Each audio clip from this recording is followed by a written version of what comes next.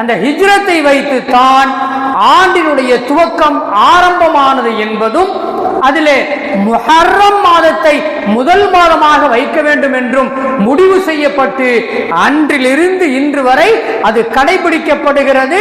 அன்றிலிருந்து ஏறத்தாழ 1446 வருடங்கள் நேற்றோடு கழிந்திருக்கிறது என்பதும், இன்று 1447 அடியெடுத்து வைத்திருக்கிறோம் என்பதும் நாம் பார்க்கிற செய்தி.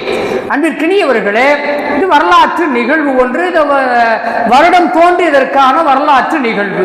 இது நமக்கு என்ன பாடம் இருக்கிறது என்பதை தான் நாம் இங்கே பார்க்க வேண்டிய மிக முக்கியமான செய்தியாக இருக்கிறது. அன்பிற்கினியவர்களே, இதுவும் கூட இப்ப நம்ம சொன்ன இந்த செய்தி இருக்கு பார்த்தீங்களா, இது எந்த அடிப்படையில் தேர்வு செய்யப்பட்டுச்சுன்னு சொன்னா, ஒரு ஆலோசனையின் அடிப்படையில தேர்வு செய்யப்பட்டது.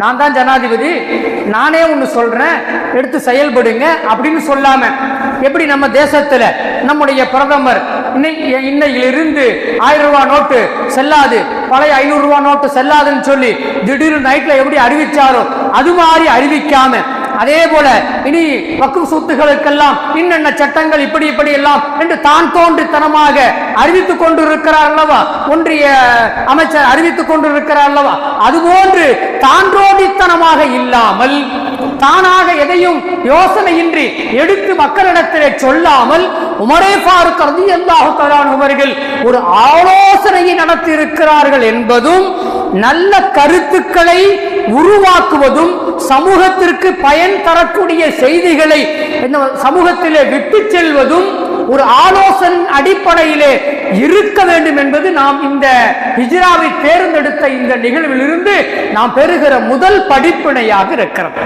முதல் பாடமாக இருக்கிறது என்பதை நாம் பார்க்கிறோம். அன்பிற்கினியவர்களே,